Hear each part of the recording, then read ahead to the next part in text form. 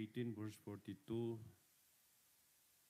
sabi dito, and Jesus said unto him, receive thy sight, thy faith hath saved thee. Okay, you can be seated now. The title of this message is God using His gift.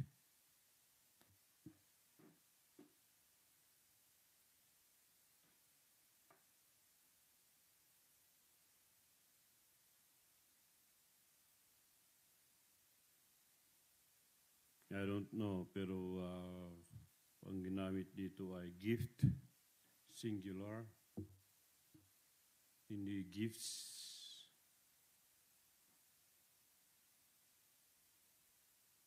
Isa lang yung kanyang sinabi, using God's gift. So I would read this introduction. Sabi niya dito, say, Brother Branham, I can't do nothing. It's you that's doing it. You're just making me do the talking. Your faith is doing that. You out there in the audience with diseases and sicknesses and things, it's you using God's gift. Now you see God has a gift.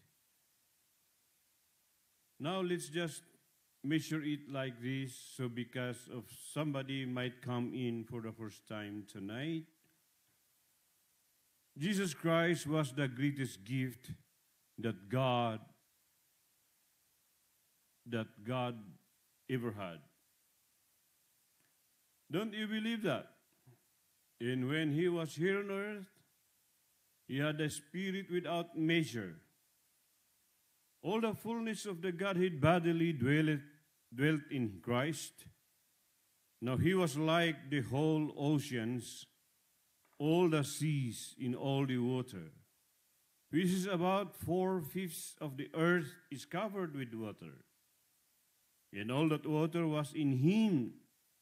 That's comparison with the blessing in the measure of spirit that God gave Him.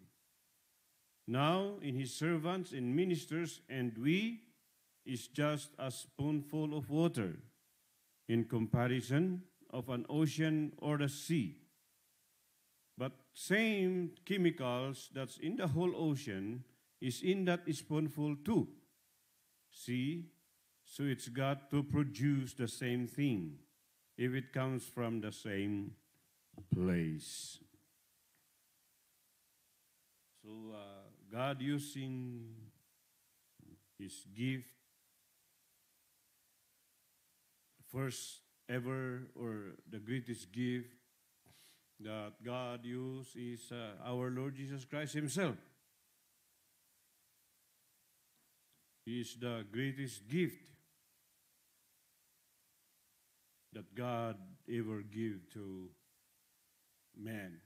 Siya ang pinakadakila na pinakamahalaga, pinakamalaki na regalo or kaloob ng Diyos sa atin, ating Panginoong Jesucristo. And so actually, ang center ng, just like the text that we have read, is actually about blind Bartimaeus. Si Bartimaeus ito. And so, little bit dramatization na dramatize ng kaunti. How that Bartimaeus being raised in the church, and he's always hearing about Joshua, about those great men. Now, actually, dito lang natin sa New Testament nabasa that these are gifts. Itong mga ginagawa ng Panginoon ay tinawag na gifts or gift. But those ministry in the Old Testament like Joshua and others are also gift na ginamit sila ng ating Panginoon. So, I believe that the reason why is just like our Lord Jesus Christ Himself, from Moses to everybody, in the Old Testament, they are actually gift or gifts to men, for the Israelite especially, sa mga kanyang mga pinili na anak. So, God is good. I was listening, at sa kay Rebecca, which types the bride, na noong sumagot ng oo si Rebecca na pumayag at nagdesisyon na sasama kay Eleazar para may kasal, maging asawa ni Isaac. Doon lamang binigay o i-disclose ni Eleazar yung mga gifts. Hindi niya agad-agad ito ibinigay. Pagpasok lang sa bahay o pagpasok pang sa bahay, hindi niya ibinigay kaagad yung mga gifts, mga kaloob. Not until na ito ay si Rebecca ay umuo doon sa proposal.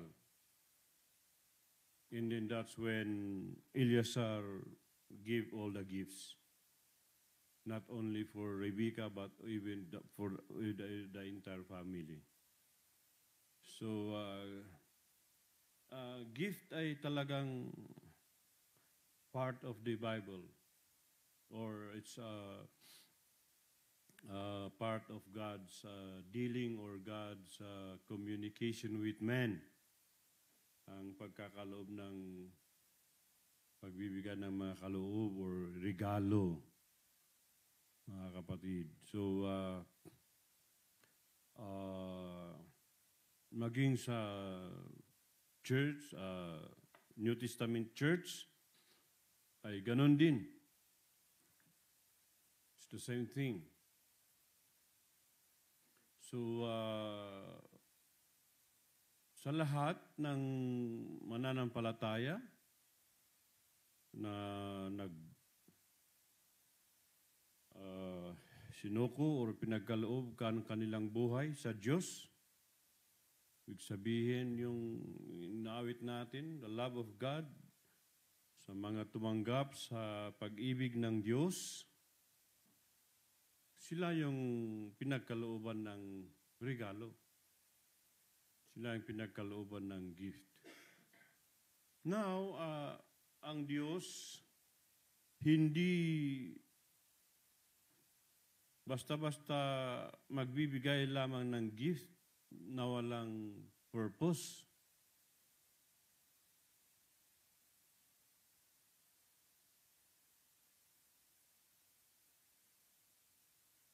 Siguro maging tayo man,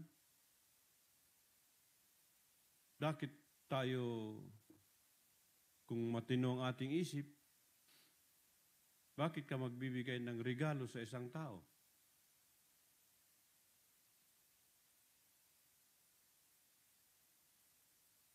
Bakit? Bakit ka nagbibigay? Ha? Dahil loves mo? Ha?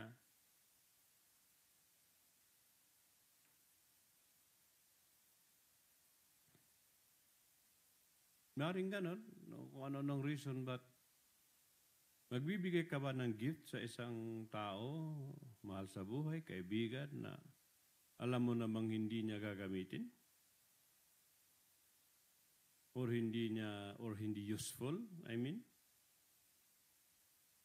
Ito, regalo ko sa iyo.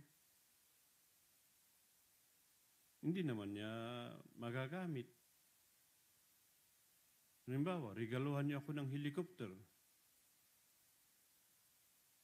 Paano ko gagamitin yung helicopter? Kasasakyan, kotse nga, walang paradahan, helicopter pa kaya? You see what I mean? You get what I mean? No? So, ang Diyos, pag nagbigay siya ng gift, kasi meron siyang purpose. At yung gift na yun mismo, actually, may nabanggit dito si Brother Branham, in other words, the point of contact, you know. Bawa. Yun, yung isang tao, isang kapatid, mahal sa buhay, loved ones.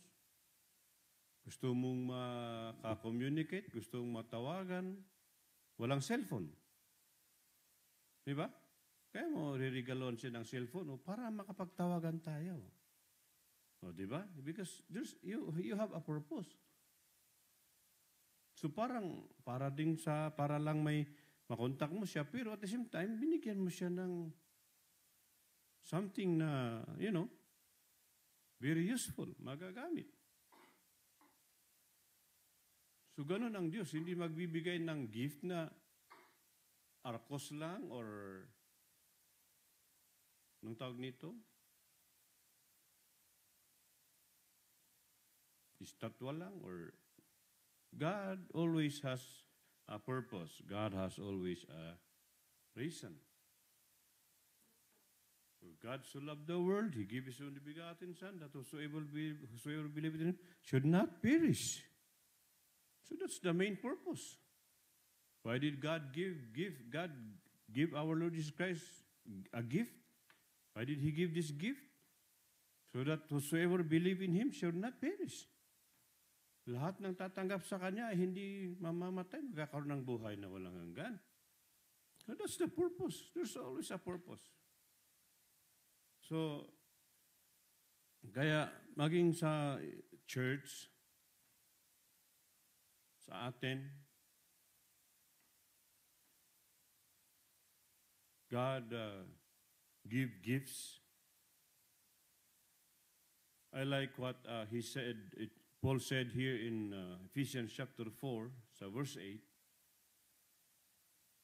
Wherefore he saith, when he ascended up on high, he lead captivity captive and give gifts unto men. Tignan niyo ito, Yes. Okay. Even when siya ay kasama pa ng mga disciples, when he sent them away to the villages, to the towns, cities,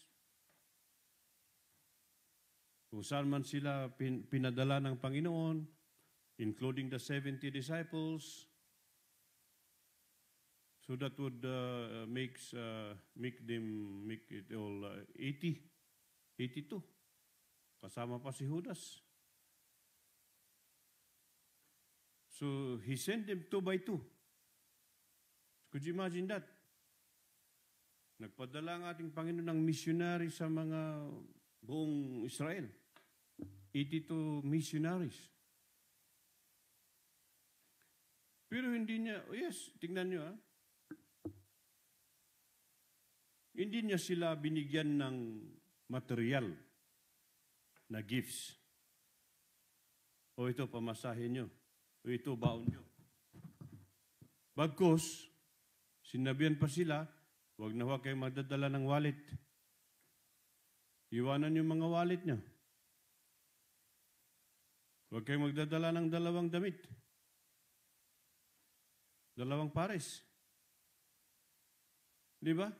Parang awkward. Kabaliktaran sa ating panahon ngayon. Pag ang isang tao pupunta sa mission, may missionary, para bang mag-aal sa balutan. At ang isip ka agad, may pamasahe pa kaya, ba kaya? May ano kaya? May ganito. Kabaliktaran. At ang ibinigay sa kanila, go and preach the gospel. At ang ibinigay na gift sa kanila, and I will give you power. See? Ang ibinigay sa kanila ay power. And as you preach, sabi niya, heal every manner of sickness. Yun. Alin bang mas mahalaga? Yung pamasahe? Yung pera? Yung sangkatutak na damit? Na wala namang power? Diba? Kompleto ng gamit, pero wala namang power. So, ang mas mahalaga ay yung gift ng Panginoon, spiritual gift. Kaya sabi niya, nung bumalik sila, tuwang-tuwa sila eh. Tuwang-tuwa sila. They were rejoicing. Hindi sila malungkot. Panginoon, nagutom kami. Panginoon, gininaw lang kami doon. Hindi. Pagbalik nila, tuwang-tuwa sila. Good report. Because what God give them, the most important thing is the power, the authority to heal all manner of sickness. Could you imagine that? So sometimes yun siguro ang nami-miss natin. We sometimes forgot the most important thing. The power of God. The authority. Hindi nagbabago ang Diyos ng pattern. God never changes His ways or pattern. The same yesterday, today, and forever. Ganun pa rin. So, dito sa Ephesians chapter 4, sabi niya, He give gifts unto men.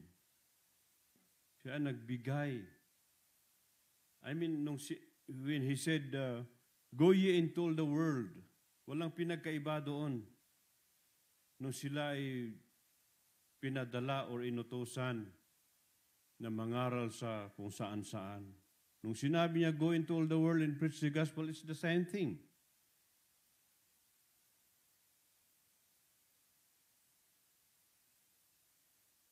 Hindi din niya sinabi na, if you go and preach the gospel to every creature, to all the world, to all nations, kasi sa Matthew 28:19, go and make disciples to all nations. Parang magkaiba, no? Teaching them. Doon kasi sa Mark, kaya i-define ng propeta din ito, sa Mark 16, sabi niya, go and preach. Yung salitang preach doon, go and demonstrate the power. So, let this be our mindset, mga kapatid. Go and demonstrate.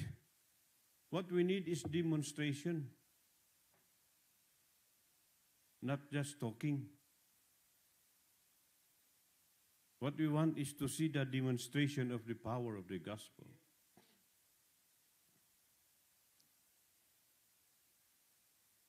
In Matthew 8:28, sabi niya, teaching all nations. Teaching them. May pagkakaiba ang preaching at saka teaching. Preaching is to catch the sinners to salvation, to repentance. Teaching is to establish. So, kailangan kasi magsama yun. Not just preaching all along.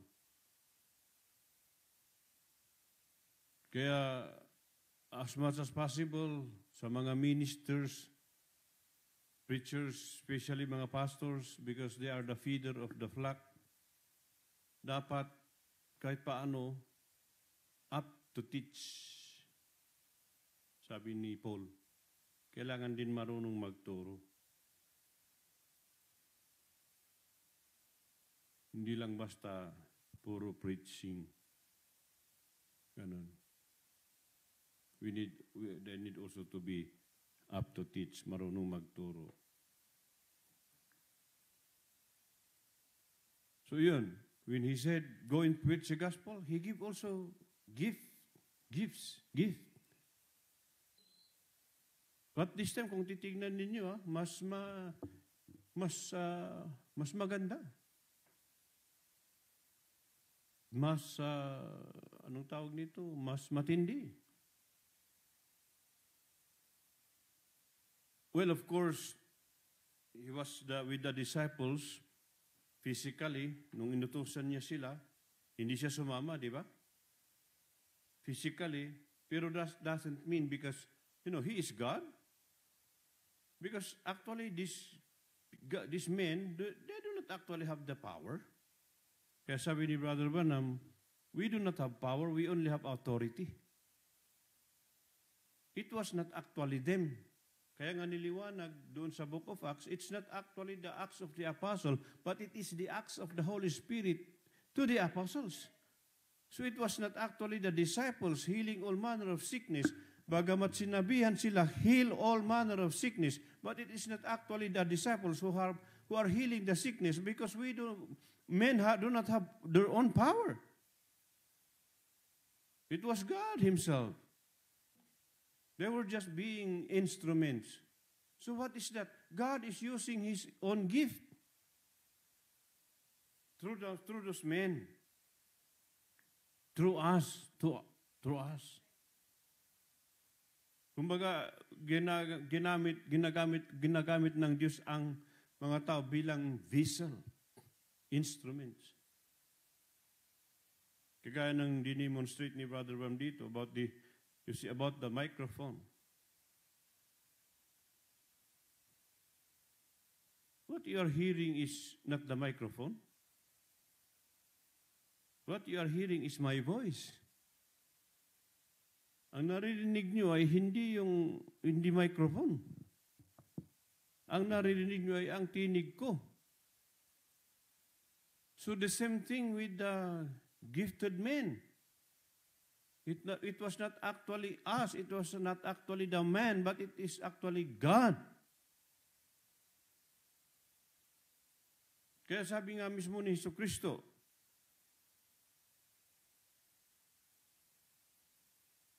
doon sa isang quotation, na sinabi niya, I cannot do anything. The works that I do it not myself, but the Father in me. Hindi ako ang gumagawa, kundi ang Ama na nasa akin, sabi ng Panginoon. Di ba? I do it not myself, but it is the Father that dwelleth in me. So yun.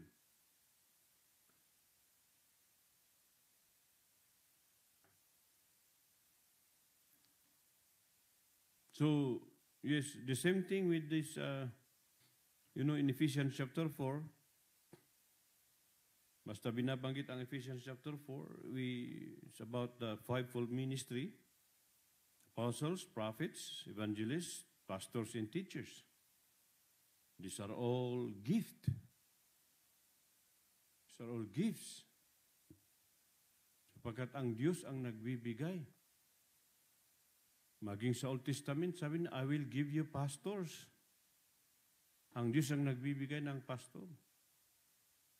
Vice versa yan. Ang Diyos ang nagbibigay din ng tupa. Yes.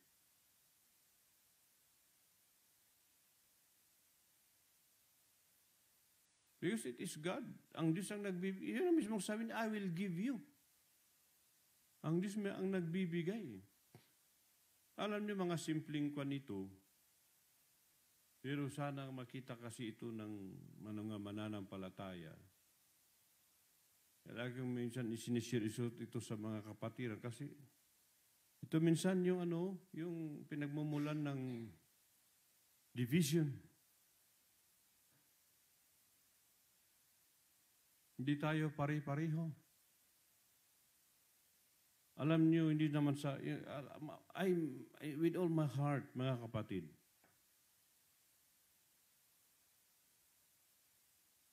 kung aalis kayong lahat, pupunta kayo sa, that is much better na pastor, I don't mind. I will not feel bad. I will not keep you. Hindi ko kayo pipigilan. Kasi ang gusto ko rin mas mainam, mas maganda yung yung mangyayari. Kasi kung pupunta kayo halimbawa, lilipat kayo sa isang pastor dahil yung alam nyo mas nakakabuti, then do it, then go. Hindi ko kayo pipigilan. Ganon yun. Kasi, kaya ko sinasabi ito kasi minsan, kapag may isang brother o sister na lumipat sa isang church, yun ang nagkukos ng division, awayan ng dalawang pastor. Awayan ng dalawang church. Totoo yan. Marami ng ganyan. Pero alam ng Panginoon, sa akin, sa sarili ko, I don't mind. Because ito yung paninindigan ko. Kapag ako ibinigay ng Diyos sa church na ito, walang makakabago. Kung ikaw ibinigay sa akin ng Diyos, walang makakabago niyan. Ayaw man natin at hindi. Kasi ang Diyos it is God. Una-una, hindi ako ang tumawag sa inyo. Hindi si pastor ang tumawag sa kanyang membro, sa kanyang church members. Do you believe that? Maaring nangaral kami sa inyo, pero hindi kami ang tumawag sa inyo. It is God that called you. It was God that called us all. That's what I believe, because that's what I see in the Bible. The Word of God. It is God that called us. It was God that elected us. No man. Kung tao lang ang mamimili ng tao, kahit sino-sino dyan, sige, hala, para marami tayo. Damor, damiri, halika. Hindi, it was God Kaya, kung makita natin ang ating mga sarili, na isa sa mga pamapalad na tinawag ng Panginoon, talagang lolondag ka sa tuwa. Kasi sa dami ng tao na mas mabuti, mas mabait kaysa sa iyo, ikaw pa.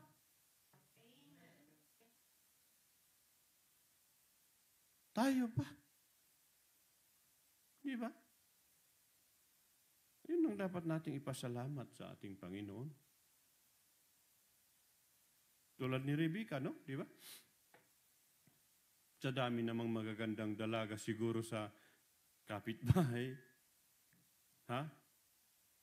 Abay, uutusan pa si Eleazar na gaano kalayo. Ay, nung habang pinapakinggan ko na grabe ang layo. Bumalik siya sa Babylon, sa Mesopotamia. From Canaan, from Israel, tumawid hanggang sa Iraq. Iraq ngayon, di ba? Kung sana ngayon na aeroplano, edi ang bilis. Inoon by foot. Kaya maraming dalang kamilyo. The reason why na kamilyo ang travel, nila noon, kasi yun yung pangmatagalan. Yung batok pala niya, yung tubig pala ang laman nun.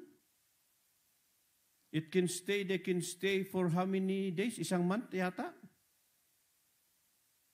So could you imagine, how far is the travel? And how dangerous it is? na nag-travel si Eleazar para lamang kay Rebecca. Samantala, ang dami naman dyan na magagandang dalaga. Do you think so? Wala na bang ibang dalaga maging doon sa mga tauhan mga anak ng mga tauhan ni Abraham? O doon sa mga kapitbahay, karatig bayan? Marami, I'm sure. Pero sabi ni Abraham, huwag kang kukuha kung saan-saan. Kailangan ang kukunin mo yung kamag-anakan ko rin.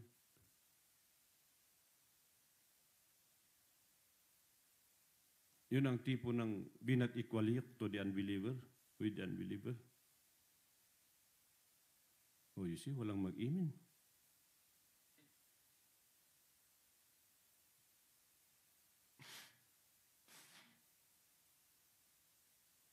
Tignan nyo yun. It's by election. Kasi yun yung pinili. Kaya kahit gaano kalayo, gaano kahirap ng biyahe, wala. Yun ang talagang kalooban ng Panginoon eh. Ayan, dinagit si Sister Roa ng taga Cebu. Wala tayong gagawa. Yan yung pinili. Parang ganun ba? But the thing there is, yun. Yan ang kabutihan talaga ng Panginoon. Kasi hindi tayo basta tinawag, kundi yun. Di ba sabi nga, binigyan pa tayo ng ating lahat ng pangangailangan na ipinagkaloob na sa atin habang tayo nabubuhay dito sa mundo. All things pertains to life. All things pertains to life. So hindi lang sa material na mga bagay, but also spiritual. Kaya tayo binigyan ng kaloob so that God can use us para magamit ka ng Panginoon. Kasi yun ang purpose. God give us the gift so that God will use us. Kaya lagi i-insist ko talaga ito mga kapatid. Walang tinawag ang Panginoon na walang gift. Kahit isa lang basta mayroon ka. That can I assure you.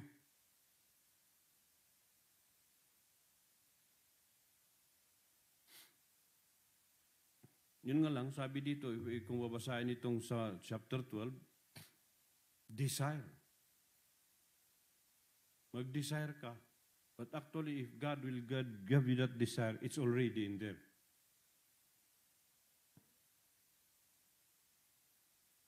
That will be your passion. That will be your, because it is God that give you. Ang Diyos ang nagbibigay. Ang maganda niyan, walang bawian. Gifts in callings are without repentance. Hindi niya binabawi. Tingnan niyo si Elvis. I'm sorry, pero Brother Branham mismo, nagsabi ilang libong babae ang dinala ni Elvis sa impyerno. Doon sa gift na binigyan ng Panginoon sa kanya. Hindi dahil sa gwapo siya. Marami din gwapong lalaki. Pero paano sumikat si Elvis Presley? Ha?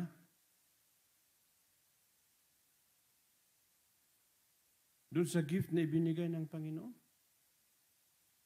Ang masaklap,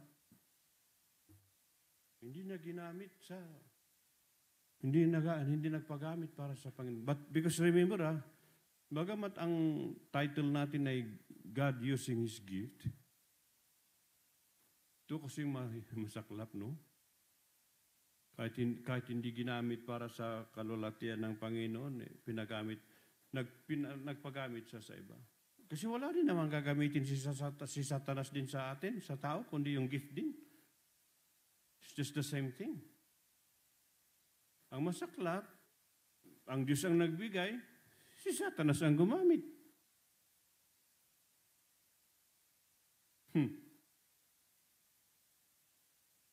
Kaya sabi dito, para hindi tayo tumagal. Now if those gifts are used right, he's talking about the gifts doon sa 1 Corinthians 12 in, Ephesians 4. If those gifts are used right, they are to edify the church. Kapag nagamit ito ng tama, ibig sabihin, pag hindi nagamit ng tama, anong mangyayari? Diba? Ganon. Kung ginamit sana ni Elvis yung gift niya para sa Panginoon, para sa church, mas marami sigurong kaluluwa din.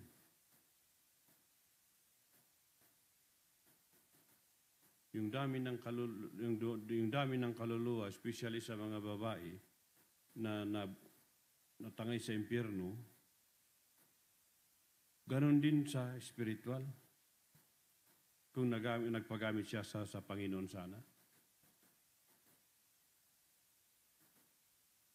Yes. Because that is what God's purpose.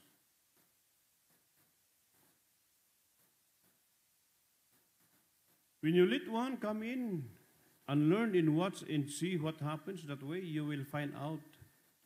It will shivers run up his back and he will go getting right with God then.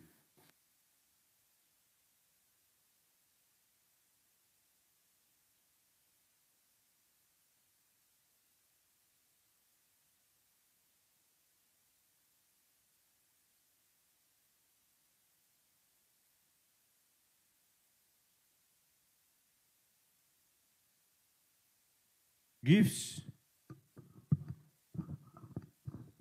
Now I believe they are gifts, but they don't know how to use them. And that's what we need is teaching on how to use the gifts of God. Hindi ko alam kung nakikita niyo yung mga ibang sekta, born again Pentecostals, yun, pag na-experience ang sala, sige. Hindi nila alam kung paano gamitin sa tama. But lahat ng gift, every gift.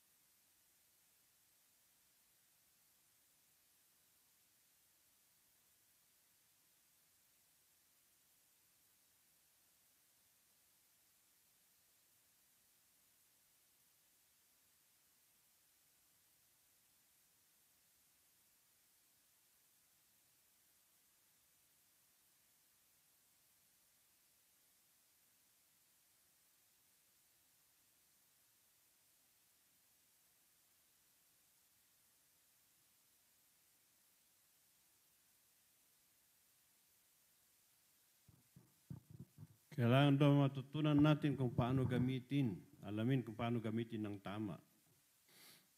That's the reason they begin to dwindle out because the people don't use them rightly. And we must not do that. Paul said he set the church in order, telling just how to do it. We try to put our church just exactly that way.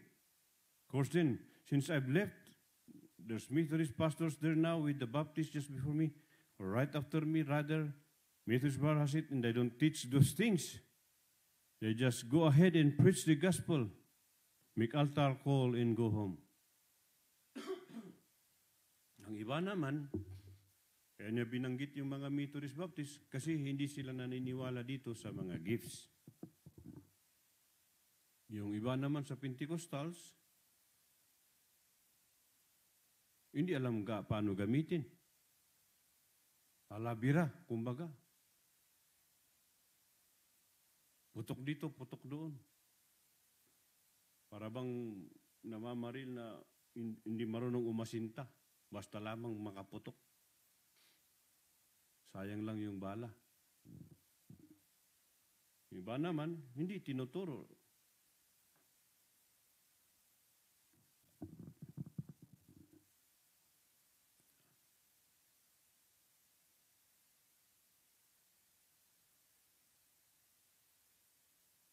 Ang problema dito sa minsay, nasa atin lahat.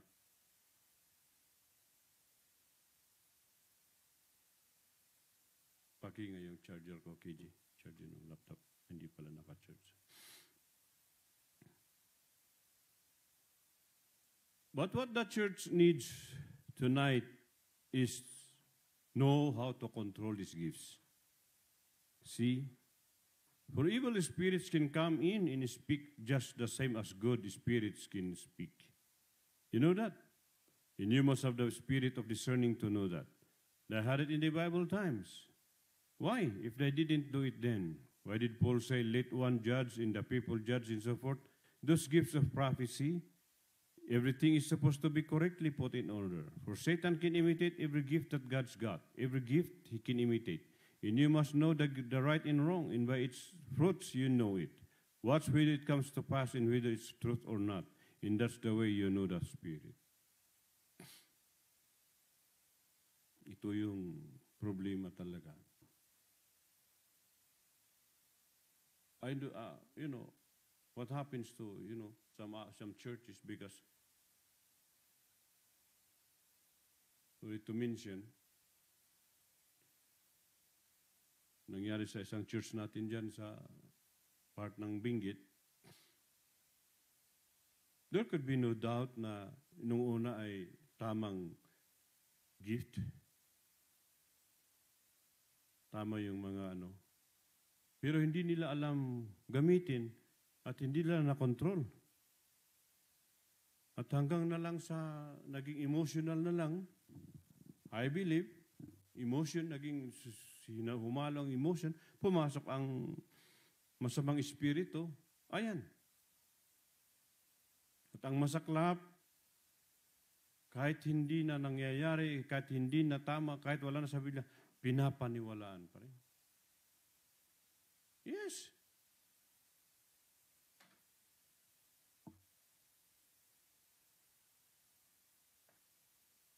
Yun nga minsan, pag sa ganito, halimbawa, Miyerkules, prayer meeting nila, natatapos sila hanggang alas 12.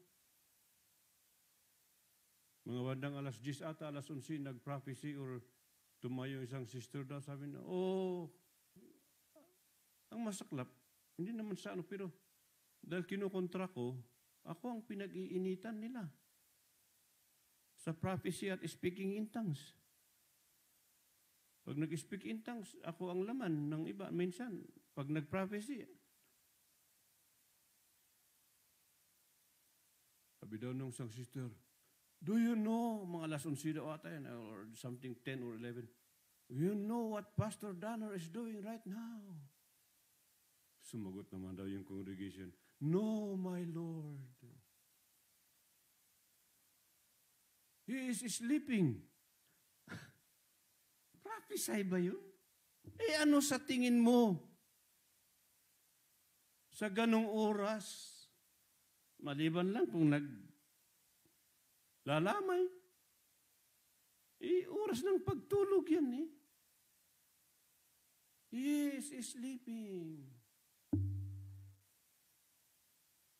Do you want me to kill him right now? Magot naman ng congregation, no, my Lord. Salamat naman.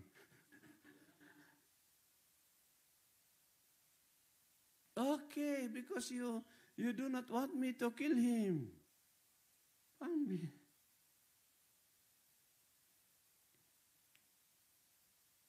You see? Ganun eh.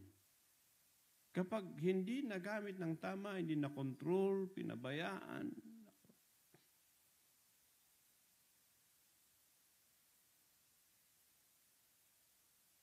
Nandiyan pa yata yung video sa akin. Gusto niyo panoorin? Ha? Yung kasi hindi pa ako marunong mag-edit. Ina-edit ko doon sa kaibigan kong Pentecostal na pastor eh. Demonyo ito. Sabi ka agad, hindi pa. Simula pa lang sa demonyo ito. Pentecostal preacher yan.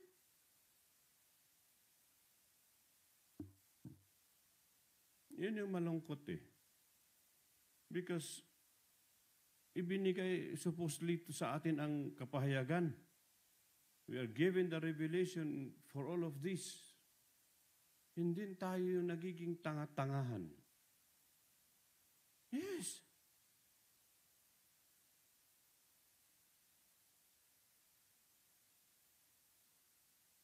Usap kami ni Brother Bill, Kuya Bill one time nung nandito siya. Paano ba i-English yung, paano itatagalog ba yung full? Parang mas yung kasing tanga parang mas harsh na pakinggan, no? Pero pag English, foolish. Parang gentle lang. Pero siya rin yun eh.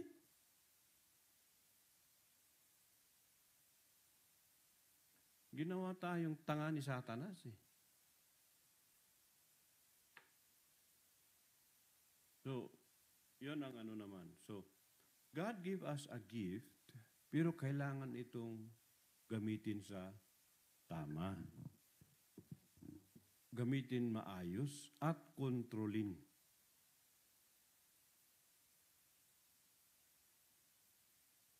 Pero as we go on, pakinggan natin to. Somebody said to me the other day, said, Brother Branham, before anything happens, you know all about it? What's going to happen to you?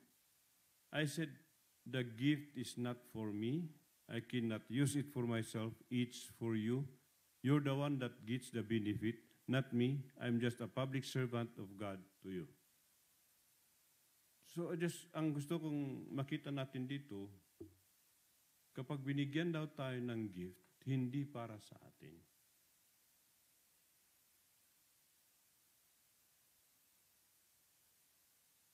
Ito yung puzzle dyan.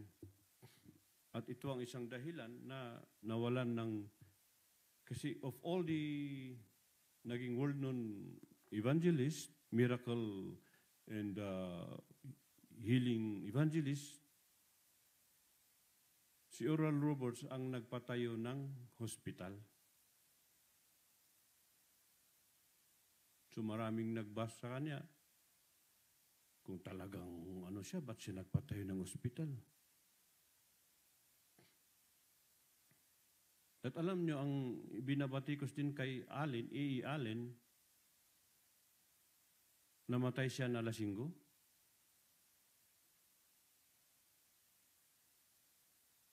Ano kasi yung sakit? Parang insomnia, yung tapos ano lang, simple lang naman. So, ayon dun sa magamit siya ng konting wine para matulog. Eh kung totoosin, scriptural naman yun, di ba? Use a little wine. Hindi siya nag-iinom ng alak dahil gusto niya lang na mag-enjoy. No, because he has a sickness. He has some infirmities. At yun yung nagpapakalma sa kanya.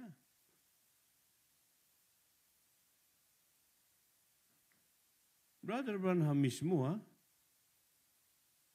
na siya yung spearheader. Siya yung ginamit ng Panginoon. Gumaling itong si Allen at Oral Roberts na naging dakilang evangelist din. Pero si Brother Branham mismo, nagbabasa kayo ng spoken word? Kikinig kayo? Lagi niyang nababanggit ang Mayo Clinic? Ha? Meron siyang personal doktor. Bumuhay ng patay. Nagpapadoktor pa. Bakit? Kasi nga, yung gift hindi para sa kanya. Para sa ibang tao. Yung ganda sana, no? Kasi kung para sa kanya yung gift, di sana, alam niya, ahead of time, na babanggain siya. At naiwasan niya. Di ba? Pero bakit hindi niya nalaman? Ba't hindi niya alam na may babangga sa kanya? At kung tama yung aking narinig na kwento, na hindi alam ng mga message believer, hindi alam ng pamilya, binayaran daw ng kung sino-sinong bumayad doon para banggay. Galing sa kulungan, pinalabas, binayaran, pinainom ng kaunti para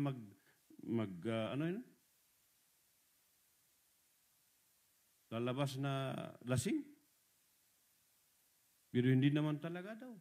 Hindi ko alam kung saan nanggaling yung kwento ng tao na yun eh. Pero reliable. Yung pagkataon niya.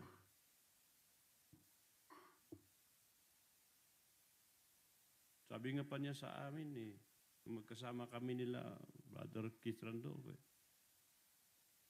Do you know, you are all being monitored? Sa akin, alam ko naman yun. Totoo yun. Alam niyo ba yan? Sa totoo lang, we are being monitored. Especially us.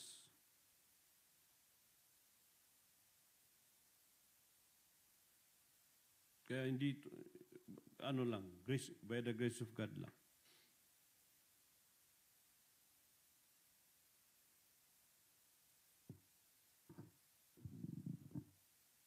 Kasi walang ibang kumukontra, walang nangangaral ng, against this system, kundi tayo. Sa tingin nyo, lalo na ngayon, nagla-live tayo, nag-Facebook.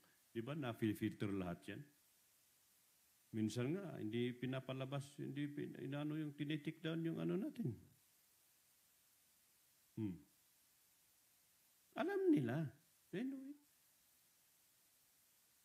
So, it's not for, sabi niya, it's not for me, it's for you. So, ang gift, mga kapatid, kung may ibinigay sa atin na gift, hindi yan sa atin. Hindi para sa atin. Kundi para sa iba.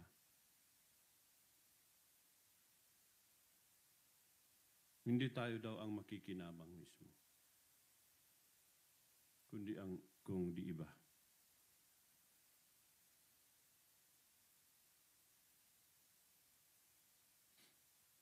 Masakit lang.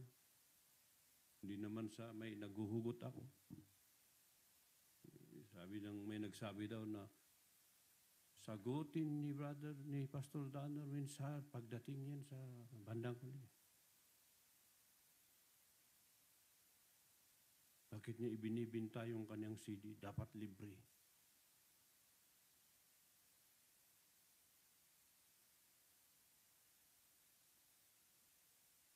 Yung totoo na, hindi naman ako kumikita dyan eh.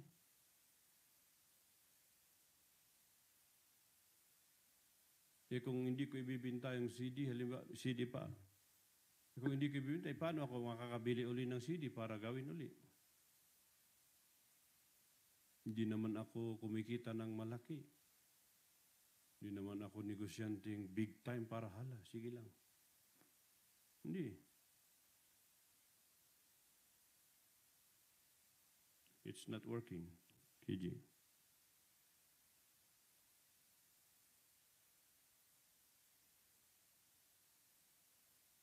Baka hindi na ako sasakyan doon sa pena.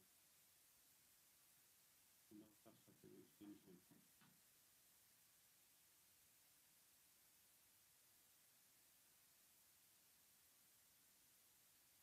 Wala pa rin. Wala. Wala.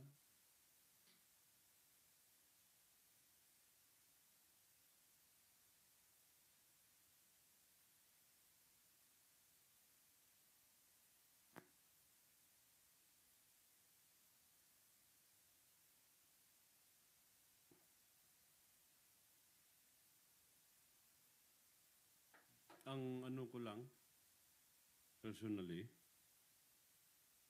ang kaligayahan ko lang, kapag mayroon akong narinig na magsasabi na May magsasabi na sila ay na-bless.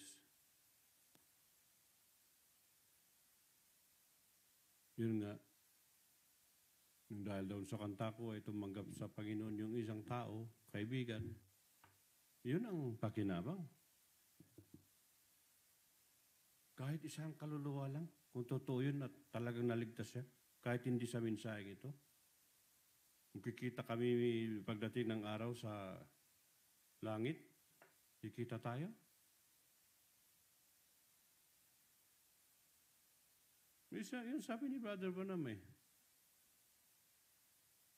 Yun daw mga napangaralan natin, yun daw mga nawitnessan natin na tumanggap sa Panginoon. Mga bituin yan sa ating korona. There will be stars in our crown. Yun palang ibig sabihin nun. Gusto niyo magkaroon ng stars? Ha? Mag-akay kayo ng kaluluwa.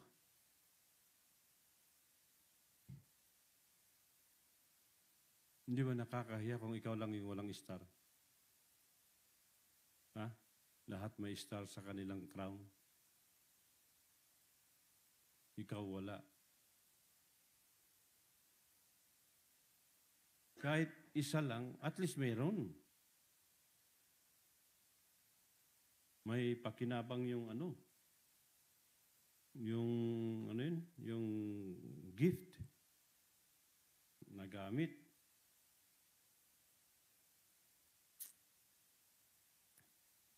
The preacher, a public servant, he just holds himself there like a lily of the field. The bumblebee flies in it and get his part.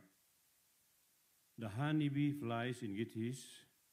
The bypasser gets his. In everything he toils day and night to keep his radiance. And the gospel minister does the same thing. Walks in the line of God, holds his testimony true, that the world might partake of him. See, Mr. Pastor Lily. He's a good one. Jesus said, consider him. Solomon is not like him. That's right. Dr. Lily, I guess you all know him. Para daw tayong isang bulaklak. Diba? Sinong nakikinabang sa bulaklak? Mga bubuyog.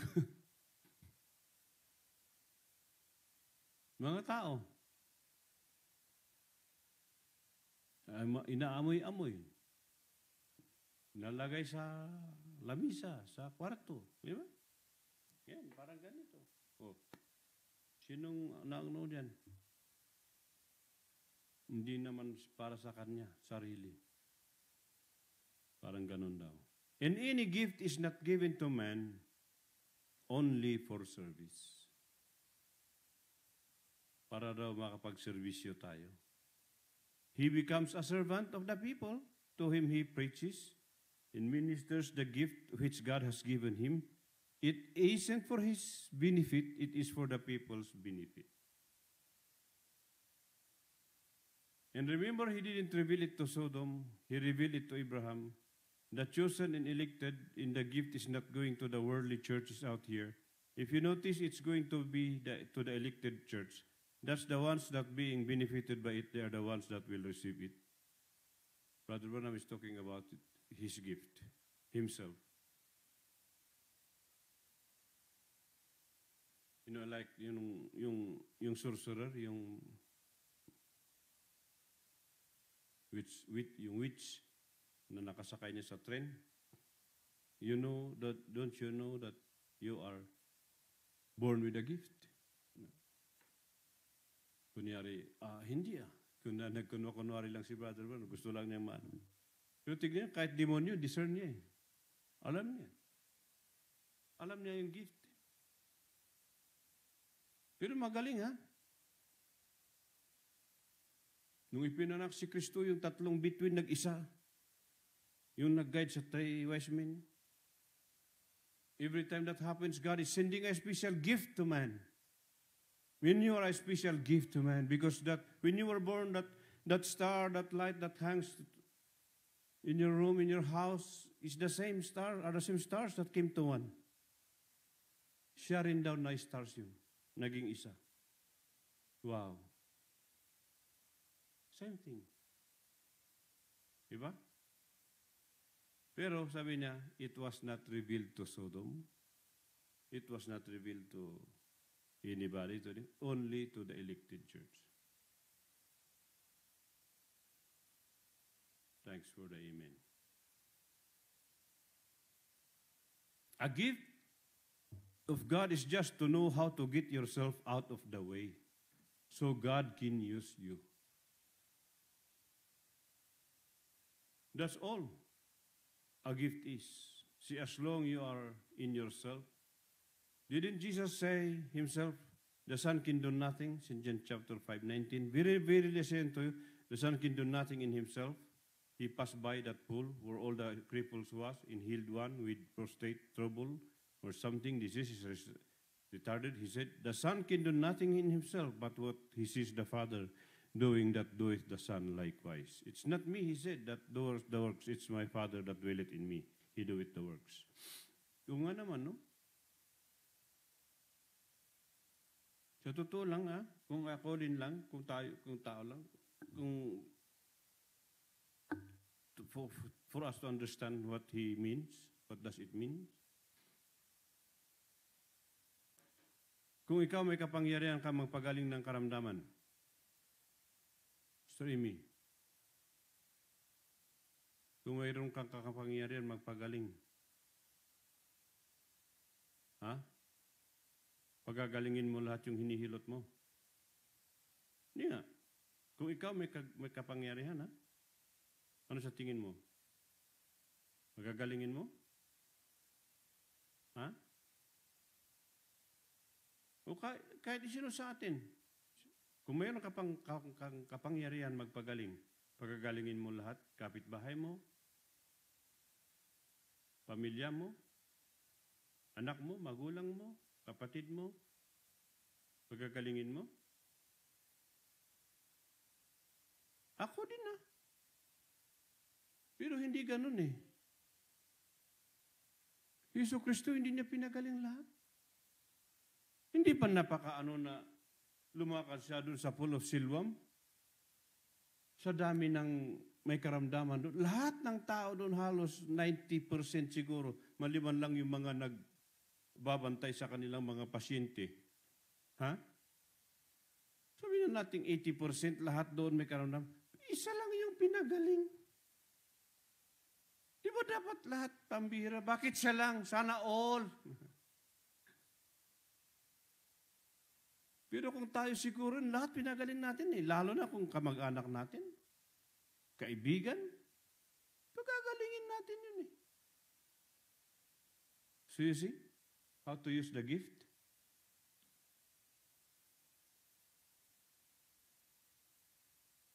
Ang Panginoon, hindi niya ginawang ganun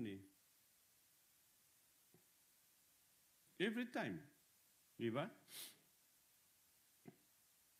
Sabi nga ng prophet, ng brother ba namin, kung hindi niya in-specify si Lazaro na babangon doon sa patay, sa libingan, lahat ng mga patay doon bumangon. Bakit si Lazaro lang ang binangon? Hello? Di ba dapat sana all? Baka may nag-ano pa doon, Baka may kasalukuyan pang naglilibing, Di ba? Baka nagsigawan, sana all! Ako kami rin! May patay dito bang? Hindi.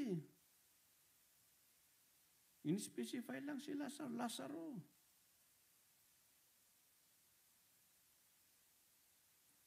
So, yun ang ibig niya sabihin na kung ano lang. Parang yung kay Apostol Pablo, laging sumusunod yung si Raulo, yung demon possessed. Pero hindi niya pinapansin, not until he was moved.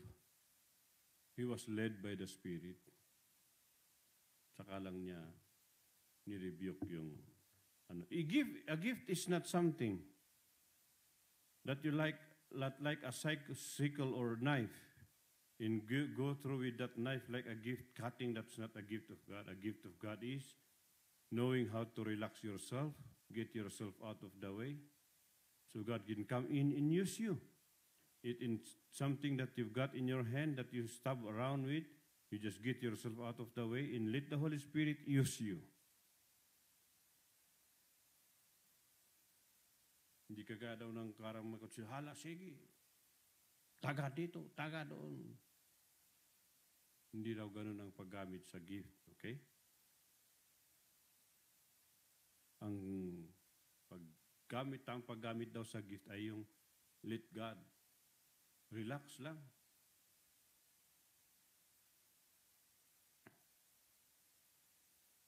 What makes me weak in so at the platform shortcut ko na lang. It's you yourself that's what are doing it. Yourself as doing the work, the operating. That's the reason it's pulling through. It's either you using God's gift or God using His gift.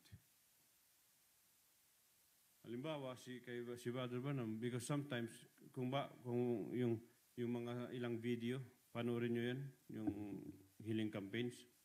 If you notice, sometimes, gumaganon siya, nag-stagger siya.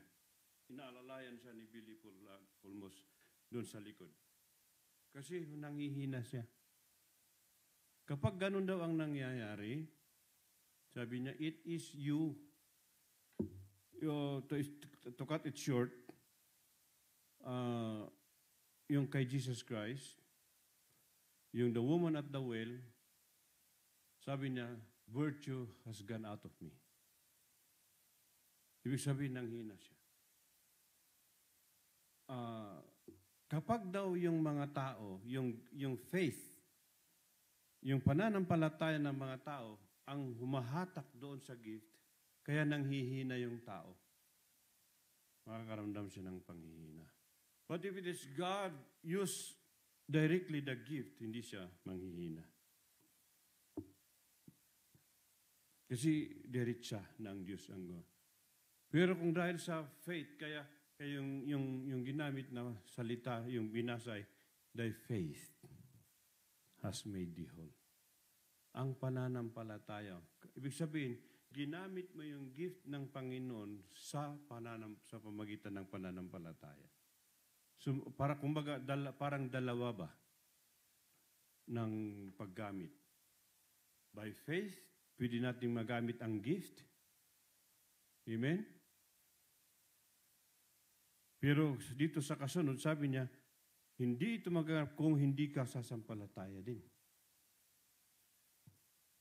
Kaya kung papansinin, halimbawa, maging sa Panginoon ating Penso Kristo, do you believe it? Sabi niya, tinatanong eh. Maging si Brother Branham, tinatanong. Sometimes, sabi ni Brother, do you believe me to be God's prophet? Do you believe? Kapag sinabi ng tao, yes, I believe it, you are healed. Ipopronounce na lang, hindi na pinagpe-pray. Your faith has saved me. Ganon din ang ating Penso Kristo. Hindi na nire-review, hindi na pinagpe-pray pa. Kapag sinabing, yes, I believe, help my unbelief. Go, thy faith has made it. Parang yung centurion, di ba? Hindi ka na kailangan pang pumunta sa bahay, Panginoon. I believe, sabihin mo lang gagaling na. Di ba? Nangyari ba? Nangyari. So it's the faith of the person ang nagpagaling, ang gumamit doon sa gift. Ganda, no? Kaya sabi ni Brother Branham, ganda na eh. What happens when the omnipotent and the omnipotent will meet together? Bakit sinabi niyang omnipotent ang tao? Because all things are possible to them that believe. That means you will also become an omnipotent if you believe. Kaya sabi niya, what would happen when God the omnipotent and when this omnipotent, the real believer, meet together? What do you think would happen? Hindi ba yan napakagandang gift din sa atin? Alam niyo kung mayroon, hindi lang yung gift ng faith, gift of faith, isinama yan sa gift eh. Sa gifts. Faith. Now if one little woman lastly touching him using the gift of God, if one little woman touching him caused him to get weak about the woman with an issue of blood, what about me, a sinner saved by grace? What did he say? The works that I do shall you do also. More than this shall you do. Now the King James says greater. But in the original translation, nothing could be greater. He healed the sick, he raised the dead, he stopped nature, he done everything. What more than this shall you do all around the world? For I go to the Father.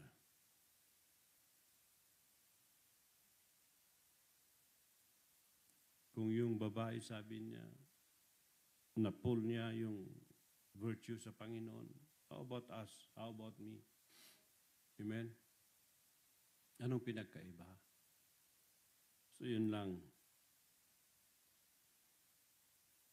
But let us understand.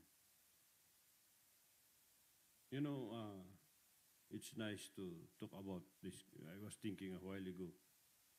Kasi mayroong subject or na-mention si Brother, what are gifts for? Para saan ba ang gifts?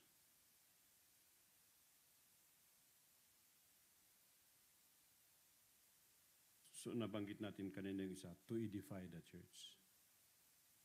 Kaya nagbibigay ang Diyos. Kaya niya binigay ang gifts. Isa ay to edify. So maybe, Lord willing, we'll talk about that next time.